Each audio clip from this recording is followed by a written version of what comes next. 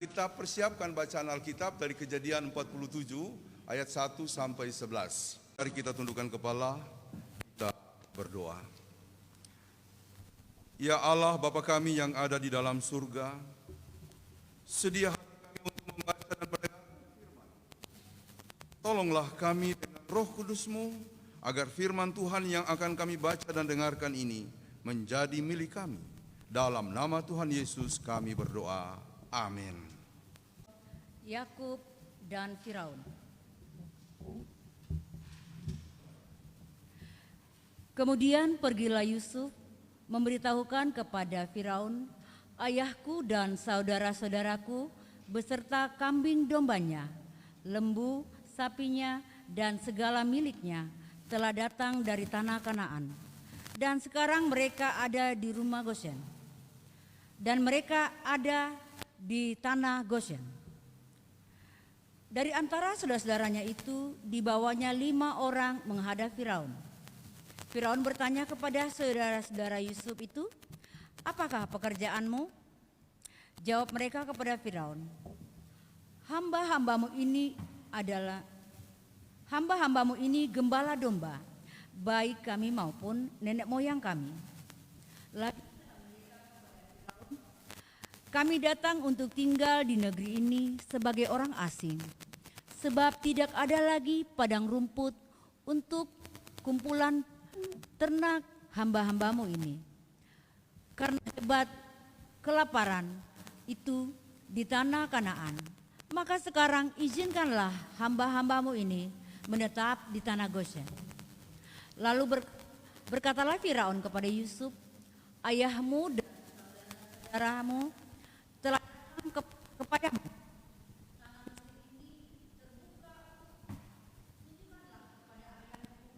Dan kepada saudara-saudaramu menetap di tempat yang terbaik dari negeri ini.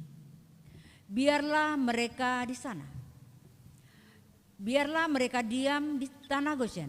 Dan jika engkau tahu di antara mereka orang-orang yang tangkas, tempatkanlah mereka menjadi pengawas ternakku. Yusuf membawa juga Yakub, ayahnya, menghadap Firaun. Lalu Yakub memohonkan Kemudian bertanyalah Firaun kepada Yakub, sudah berapa tahun umurmu? Jawab Yakub kepada Firaun, tahun-tahun pengembaraanku sebagai orang asing berjumlah 130 tahun. Tahun-tahun hidupku itu sedikit saja dan buruk adanya. Tidak mencapai umur nenek moyangku, yakni jumlah tahun mereka mengembara sebagai orang asing. Lalu Yakub memohonkan berkat bagi Firaun. Sesudah itu keluarlah ia dari depan Firaun. Yusuf menunjukkan kepada ayahnya dan saudara-saudaranya tempat untuk menetap dan memberikan kepada mereka tanah milik di tanah Mesir, di tempat yang terbaik di negeri itu, di tanah Rameses, seperti yang diperintahkan Firaun. Ayat 12 lah. Dan saudaranya dan seisi rumah ayahnya dengan menurut jumlah anak-anak mereka. Yesus berkata, yang berbahagia ialah mereka yang mendengarkan firman Allah dan yang memeliharanya.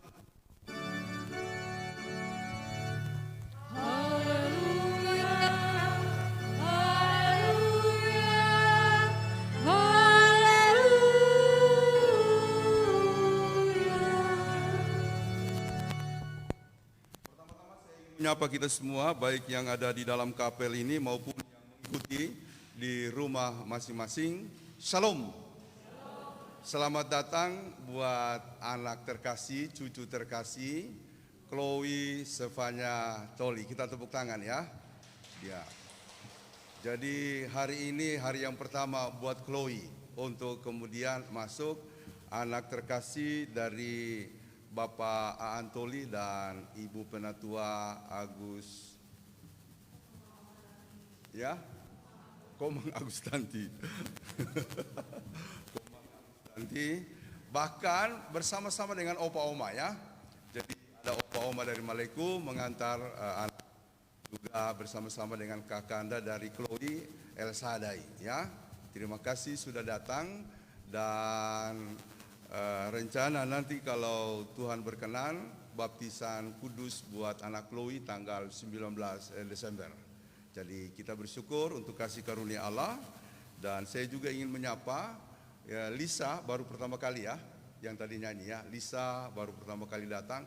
Bukan kebetulan ya, tema hari ini peduli kepada keluarga. Jadi kita mau bicara soal keluarga dan keluarga komplit ini, ya, komplit. Papa Jessica, Mama Jessica dengan Jessica dan si Opel. Mana Opel tadi? Ah itu Opel ya.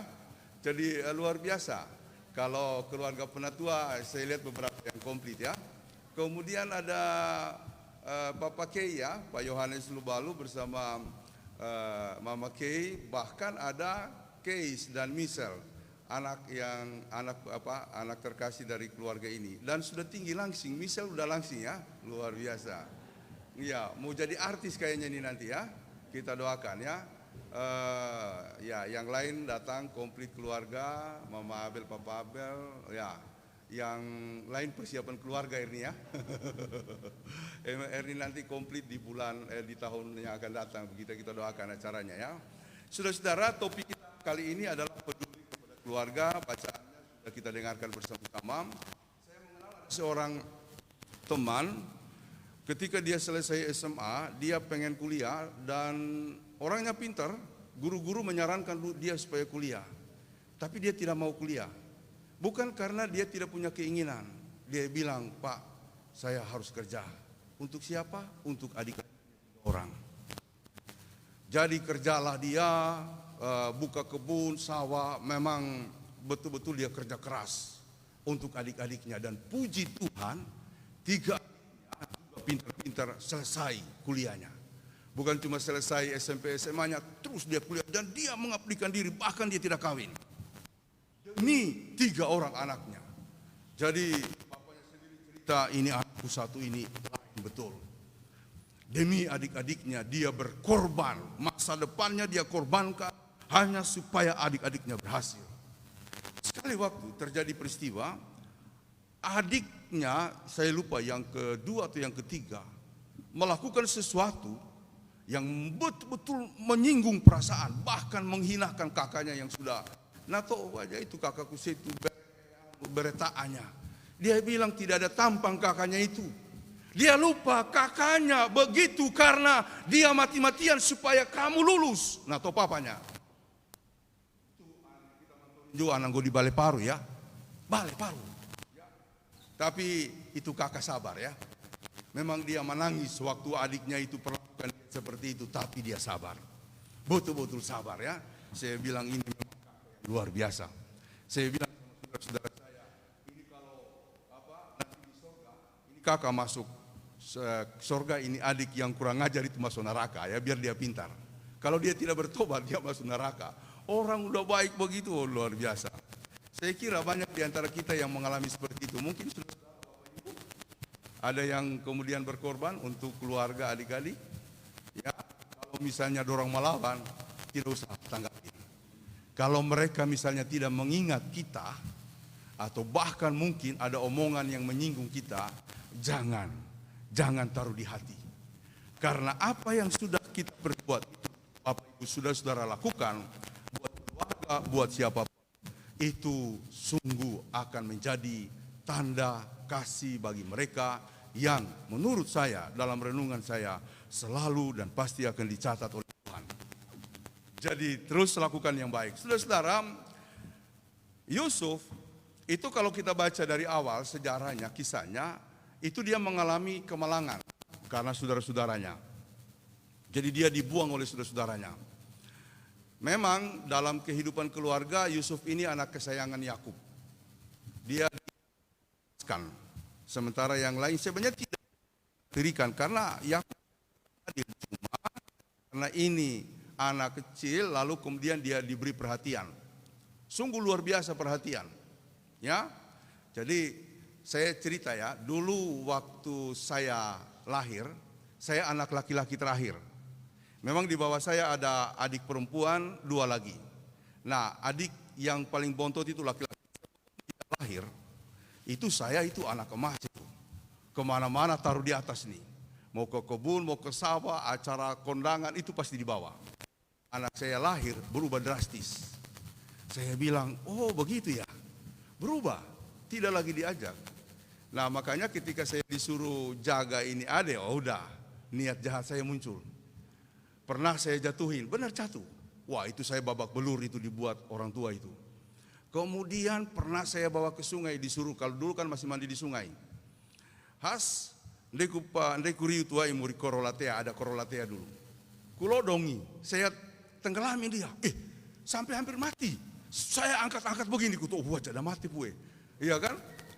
Iya. Nah tapi tidak juga, saya berhenti. Sekali waktu ada korek api dulu macis yang aluminium itu kan, yang ditutup itu. Saya nyalain baru saya tutup pelan-pelan. Itu panas kan bagian atasnya. Saya sundut. Mau vela madarinya. Na toi papa, arince mayau. Arince mayau au fongo kojo. Dia diam karena saya ancam. Nah dari situ saya sadar oh tidak boleh. Akhirnya saya pikir harus mengasihi dia. Waktu dulu saya di Palu saya ajak dia kuliah, bahkan sampai di Jakarta saya minta dia untuk kuliah cuma dia tidak sudah sibuk dengan kegiatannya, akhirnya dia tidak datang. Ponakan-ponakan lah yang kemudian kita ajak. Jadi saudara-saudara, Yusuf itu dibuang, dia dijual. Pertama-tama dibuang ke sumur, lalu kemudian dijual. Sudah begitu dia tinggal sama Potifar yang beli. Di situ pun dia mengalami nasib yang malang. Karena digoda oleh istri Potifar, dia tidak mau, akhirnya dia dilaporin sebagai orang yang berniat jahat buat si nyonya rumah ini. Dia dipenjarakan. Hidup Yusuf adalah hidup yang jatuh bangun. Tetapi dalam jatuh bangunnya ini dia setia. Setia kepada Tuhan. Setia kepada apa yang Tuhan kehendaki. Lalu perlahan-lahan karena kesetiaannya Tuhan buat dia berhasil dan menjadi orang kepercayaan di Mesir. Firaun mengangkat dia menjadi tangan kanan karena dia orang berhokmah. Hokmah itu hikmat. Sebab pada suatu waktu akan terjadi kelaparan yang lama. Dia diminta untuk merancangkan sesuatu dan berhasil. Sehingga rakyat Mesir walaupun kelaparan itu sangat lama, semuanya bisa terlayani. Lumbung-lumbung perbekalan disediakan oleh Yusuf dan Firaun makin percaya. Yang terjadi di daerah lain yaitu Kanaan, terjadi kelaparan yang amat hebat sehingga orang tua Yusuf, saudara-saudara Yusuf lalu datang ke Mesir untuk minta perlindungan karena mereka tahu di situ ada saudara mereka. Yakub tahu di situ ada anaknya yang bernama Yusuf dan saudara-saudaranya kemudian pergi. Mereka meminta tolong. Apa respon dari Yusuf? Yusuf mengasihi mereka. Jadi secara keseluruhan perikop tadi mau mengatakan memang ini Yusuf hatinya baik. Kayak kakak tadi yang saya cerita. Baik sekali. Ayatnya yang ke-12 yang hampir kita tidak baca karena ternyata di catatan 1-11. Dan Yusuf memelihara ayahnya, saudara-saudaranya, dan seisi rumah ayahnya dengan makanan menurut jumlah anak-anak mereka. Jadi yang pertama-tama, kalau kita mau peduli kepada keluarga, jadilah orang yang setia kepada Tuhan. Orang yang setia kepada Tuhan. Kalau tidak setia kepada Tuhan, pendukung kita. Podo gara-gara warisan. Orang pakalai gara-gara warisan. Rumah orang tua yang dulu dipakai, didirikan oleh orang tua supaya kita nyaman, aman di sana. Tiba-tiba orang tua tidak ada, kita berkelahi, kita berantem, rebut-rebutan gara-garanya. Kalau tidak pakai prinsip setia pada Tuhan, akan berkelahi. Karena itu banyak pengalaman terjadi ya. Mana suku, ya kan? Topamona, Tomori, kami Sondose Kasangkompo, Tobatak, wajah, ane bema loso peayan daya, dah membeluku gara-gara warisan. Itu dulu diadakan oleh orang tua dalam rangka memberikan pengayoman kepada kita dan kemudian mensupport kita supaya kita hidup menjadi anak-anak yang baik. Jadi ane ree wawasei au da membeluku ya lantaran murbanu atau tua to kamu ane ree langkai bara rongo to kam nemo kali ase barat ree tila tarane bara be nemo kali ase sebab berkat itu tidak akan lari dari kita ya tidak akan lari dari kita. Ini buktinya Yusuf disingkirkan jauh-jauh Tuhan buat dia berkembang. Jadi jangan gara-gara itu lalu kita berkembang, lalu kita berperang. Setia pada Tuhan. Jadi kalau kita hari ini mau bicara kepada keluarga, bisa dimulai, tidak bisa. Hanya mulai dari iman percaya kita kepada Yesus Kristus. Sekali lagi, sebagaimana yang selalu saya tekankan, Yesuslah standar kita, patron kita untuk kemudian hidup berkorban dalam segala hal. Saudara-saudara, selanjutnya saya akan memberikan beberapa refleksi ya terkait dengan kehidupan keluarga. Namanya keluarga ini ada masa-masa beratnya, ada masa-masa susahnya. Ya, saya selalu ingatkan itu kepada para calon mempelai.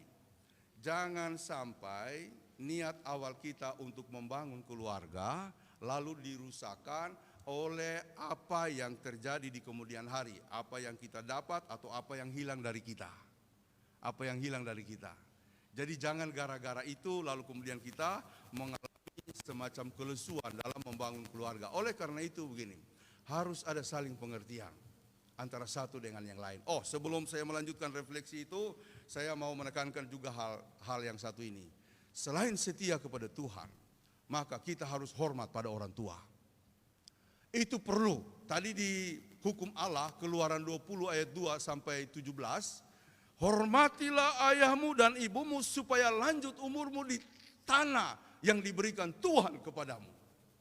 Beda madago, anak kita mampu banci ka tau tua, pagonya huda mampungi tau tua, beda madago ka tu. Jangan kita minta ambil waktu nanti Desember.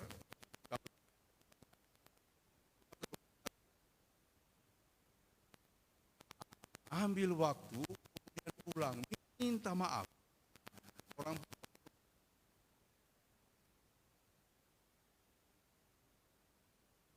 ini benar, ya. Ane napiosi, minta maaf karena ya mau minta maaf. Yang pentinglah kita mau karena lengko-lengko kan sudah berubah. Begitu biasa alasan. Memang sih sudah berubah, tapi kan perlulah minta maaf. Perlulah minta maaf karena ada orang yang bisa langsung tanggap, oh iya sudah berubah dia. Berarti dia sudah mengakui atau dia sudah merasa bahwa dia salah. Tapi kan ada orang kita sudah melakukan hal-hal berubah, tetap dia tidak yakin bahwa kita berubah. Bepa mau minta maaf, dia belum bicara sama kita, bepa mai riaku. Jadi yang pertama-tama adalah kalau kita punya kesalahan sama orang tua atau ada sesuatu yang supaya lanjut umurmu. Soal lanjut umur ini bukan cuma soal umur panjang, bukan. Soal kita diberkati selanjutnya, soal kita dikembangkan selanjutnya, soal karir kita maju seterusnya. Itu yang dimaksud dengan umurmu di tanah diberikan Tuhan kepadamu. Tanah itu di tempat di mana kita hidup. Ya, jangan selalu membayangkan pulang kampung begitu ya. Pak Jemi, Bapia berencana pulang kampung, bukan Bapia beberapa waktu lalu, ya kan? Ya, saya bilang jangan pulang kampung, pikirkan Abel. Abel itu harus tembus ke luar negeri, kayak Imran, Batelem, Babonde. Ya Abel ya. Ya, anak-anak kita ya, Kay sama Misel ke luar negeri ya. Om pendeta aja dari Tentena berjuang sampai di Jakarta, tembus. Masa kalian dari kota Jakarta tidak tembus ke New York, ya kan? Jangan kuliahnya di Tentena, masa terbalik gitu. Ya kan? Ijazah SD, SMP Jakarta, STH kampung. Ya bukan ini hanya dorongan supaya lebih maju. Jadi saya bilang kepada Papa Abel, jangan pulang kampung. Pikirkan Abel supaya dia maju. Yang penting kan sudah ada pekerjaan, ada rumah. Pekerjaannya bagus lagi Pak Jemi. Ya, di antara kita ini cuma Pak Jemi yang istimewa. Orang lain berhemat sebisa-bisanya karena pandemi, dia renovasi rumah. Saya heran ini. Ya, saya heran. Selesai rumah jadi renovasi. Ya kan? Kita berhemat, dia tidak. Bangun rumah.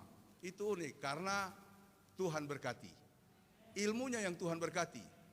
Ilmu tekniknya, dia perbaiki alat-alat yang kecil itu sampai orang cari di mana-mana. Bos izinkan, udah kerjakan. Kalau kau dapat untung kau ambil. Wah, itu jalan Tuhan luar biasa ya. Kalau saya tahu begitu, saya dulu belajar sarjana teknik, jangan STH ya. Tapi STH itu sarjana teknik juga. Sarjana teknik hati ya. Bagaimana memperbaiki hati orang, begitu kan? Sarjana teknik hati begitu ya. Tapi ada teman saya bilang STH itu bukan sarjana teologi ya, sarjana tinggi hati. Oh, di wajah. Sarjana tinggi hati. Tapi betul ya, banyak juga pendeta tinggi hati. Wah, bahaya kalau begitu. Mau pencalonan ya, Bapak Ibu ya. Nanti saya mewakili Glory, juga nama sudah masuk dari beberapa klasis mau ikut pencalonan pengurus sinode. Bicara Pak Jamie, komisi tidak adil. Kuno to kami mepalili. Saya bilang kalau terpilih di sini. Ya udah, kalau tidak terpilih balik lagi. Bukan tujuan. Bagi kita bukan tujuan, tapi nah Pak Jamie hukum adil. Kami ditaani nak tetap di Jakarta, kami membalik tidak. Bukan begitu. Jadi saudara, hormati orang tua. Itu prinsipnya, kesetiaan kepada Tuhan, hormati orang tua, dan yang kedua, kasih saudara-saudara. Maka kita akan dibuat berhasil seperti siapa? Seperti Firaun. Ada amin. Akan dibuat berhasil seperti Firaun. Belum terlambat, masih ada waktu. Oh, Yusuf ya, Firaun. Akan dibuat, tapi kalau dibuat berhasil seperti Firaun juga bagus kan? Hebat kan Firaun, cuma kelakuannya yang tidak betul. Jadi dibuat berjaya seperti Firaun, hanya kelakuannya jangan diambil. Ya, nah tahu ngeleswo upeleta silat. Ya, iya toh. Jadi saudara, kasih keluarga. Kasih keluarga. Nah, saya akan memberikan beberapa hal. Yang pertama, dalam rangka peduli kepada keluarga. Selanjutnya, sebagai refleksi umum, kita harus saling pengertian.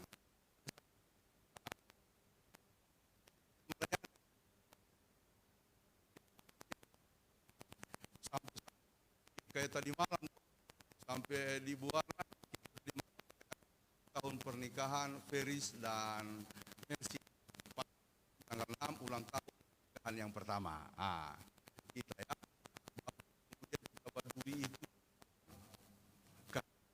itu dulu pelayanan dulu jam. Saya bilang jangan dulu badui kalau saya belum selesai ya. Saya lihat Abed sudah gila. Ya intip-intip karena saya pakai kamar. Dia intip-intip, ini belum selesai. Pulang saya lupa bahwa kita harus ibadah hari ini. Tempat fotokopi sama si Vira, mana Vira? Di belakang. Tuh ke Setiabudi tutup balai lagi. Ini Vira ini si Butet masih bapak marah. Ya kalau si Vira sabar. Vira, kamu ikut? Iya Papin, ya kan? Enak betul kalau begitu ya. Kalau Butet, kita ke sana dulu ya Tet. Sudah pulang aja Pak, udah ngantuk Butet begini seterusnya. Pulang. Kalau tidak dimengerti itu berat. Ya, berat, ya. Tugas kami ini berat kalau tidak ada pengertian, karena saya sudah pernah lihat dulu ya di suatu daerah di mana saya praktek tugas, bakalai terus tiap hari. Mohon maaf, saya tidak mau cerita aib orang, hanya contoh saja. Karena itu saya tidak mau sebut nama. Bakalai. Saya di kamar cuma persoalan sedikit, bakalai. Disitulah saya lihat itu yang namanya piring terbang, galas terbang. Kalau sudah begitu saya masuk di kamar, bawa diam, tutup telinga, tapi dapat dengar. Selesai mereka, Papinya, maaf ya, oh tidak apa-apa. Habis suaminya bilang begitu, sebentar istrinya yang datang. Mohon maaf ya, tante tadi bagaimana? Oh tidak apa-apa. Tapi kok tiap hari saya bilang, hampir tiap hari. Jadi saya bilang, di situ saya agak mulai mulai was-was. Kan saya pernah agak ciut ya untuk meneruskan pelayanan karena banyak hal yang. Jadi kalau pengertian berat. Maksud saya, pengertianlah yang akan membangun suatu kehidupan dan keadaan di mana kita bisa hidup bersama. Saling pengertian. Kalau sudah hidup bersama saling pengertian, podonda kinde ke kiri, orang mengerti. Ya kan? Kalau mau minum apa?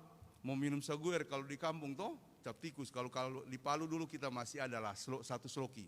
Mama Bute tinggal angka kening. Oh ya, taruh lagi di situ ya. Taruh lagi di situ. Pas Mama Butet ke belakang, cak, satu kali habis.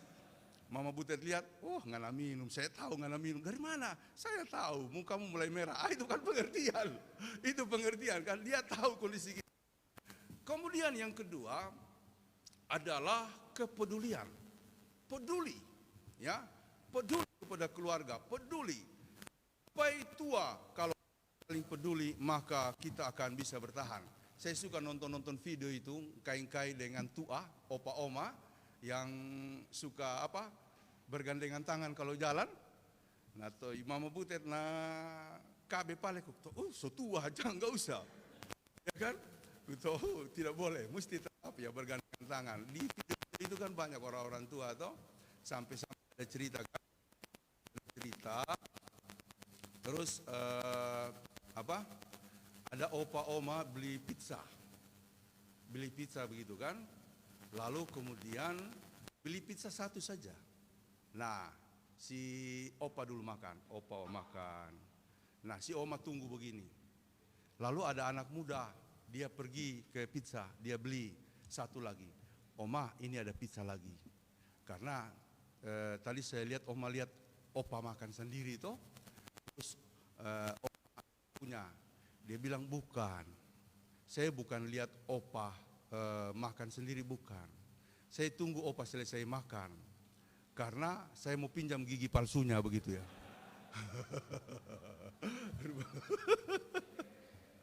Rupa, itu saya, Mama Abel nanti kalau sudah ngiro baku tukar dengan Pak Jemi baku video kalau di baku tukar itu gigi palsu, kong muat sebagai konten. Itu viral sampai 20 tahun. Itu bisa juta-juta yang nonton. Gara-gara video itu lagi jadi Jadi karyawan di perusahaan. Tinggal masuk secara otomatis. Iya kan? Kalau sudah ada yang ngiro di sini, kalau ada yang sudah ompong, dia punya suka situnya, begini. Itu viral. Nah, pengertian, kepedulian. Saling peduli. Yang terakhir supaya jangan tahu lama adalah pengorbanan. Ini saya ingat sekali, ada penatua saya, dia sekarang jadi pendeta di GBI, dulu penatua kami di Ciledug. Dia pernah bilang begini, ketika kita bicara soal keluarga, dia bilang begini, bapak-bapak, kebetulan di kebaktian bapak-bapak, saya ingin menyampaikan begini. Sebelum kita memiliki hati Kristus, maka sulit untuk kita merasa damai di tengah keluarga. Hati Kristus yang saya maksud adalah ketika kita masih berdosa, dikatakan oleh firman, Dia menebus kita. Dia menebus kita ketika kita masih berdosa. Dia menebus dan mengangkat kita bukan karena kita sudah, ketika kita masih berdosa, artinya begini. Mungkin kita menemukan kesalahan dari istri kita, dari anak-anak kita. Mari katakan, Ma, saya tanggung kesalahanmu apapun yang terjadi. Anak-anakku, saya masih mengasihi engkau bagaimanapun keadaannya, bagaimanapun kondisimu. Saya kira kalau itu kita praktekkan, maka hidup ini akan damai. Ada amin? Tuhan memberkati kita. Amin.